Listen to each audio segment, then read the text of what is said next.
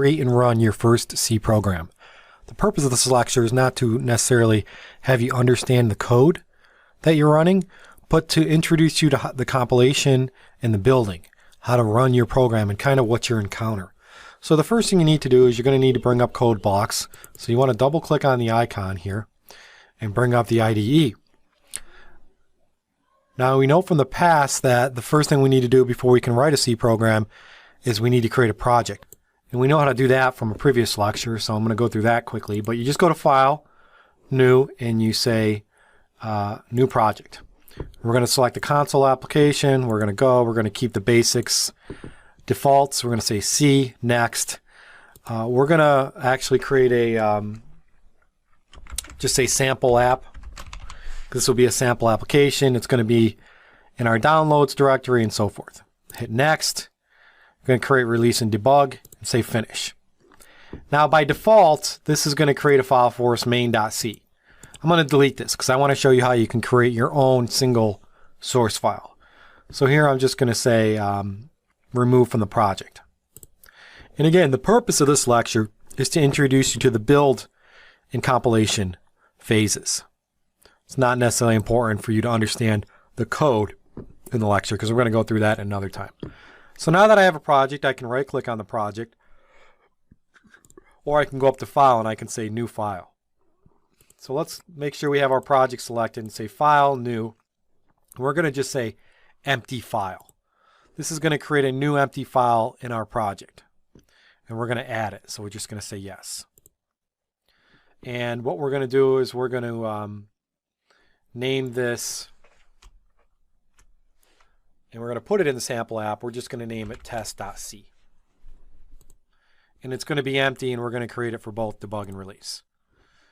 And so now you'll see that we have one source file, test.c, inside here. So we have an empty source file. I'm just going to put some example code in here. You don't need to understand the code. So we're just going to quickly copy and paste, or actually quickly type this in. And you'll see this code completion, which is nice for the IDE. But I'm just going to create a basic program with some example code. And we'll explain this later.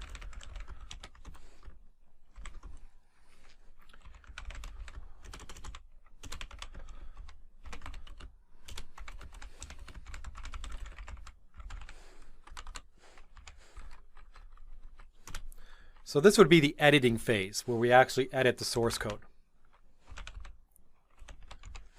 And so again, don't worry about this code, but we have a source file in here. And what we want to do once we've actually created our source file is you'll notice that there's some code in here and that the name of the file has a C extension. So that's important. We have test.c. And if we want to now go to the next step, we want to compile it, we can go up to the build option and we can say build. And what this is going to do is it's going to compile the program, test.c, and it's going to link it. So if we say build, you'll then see that there's output in the below log. Might be a little tough to see. But when I selected the build option, it actually tried to build the sample app project, which included one source file, test.c. And what this output window is showing on build.log is the command used to compile, which is Ming32GCC. It then used some compiler flags, you don't really worry about it.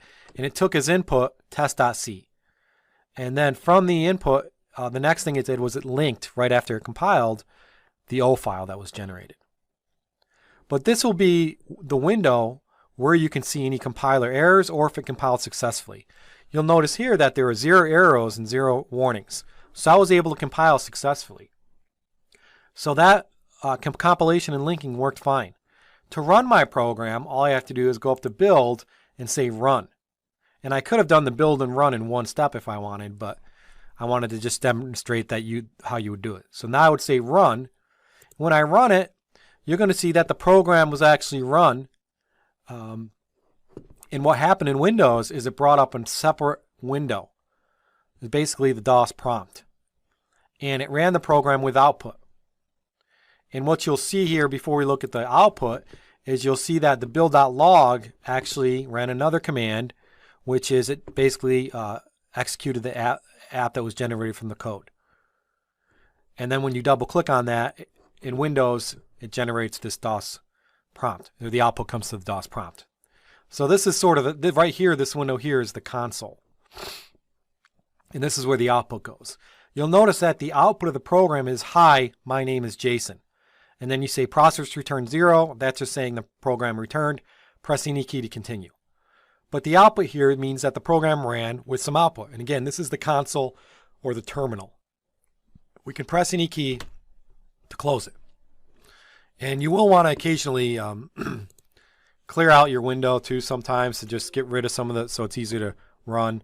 But you can see that build.log will show you. And you can build messages also can show you that there were no errors and so forth. There are different windows. So if you run, if you compile and it runs fine, you have no problems, then you're good to go. And this program didn't do much. It just output some data to the console. But what would happen if you ran and there were some errors? So for example, all C statements have to have a semicolon. Say I get rid of that semicolon and I save the file.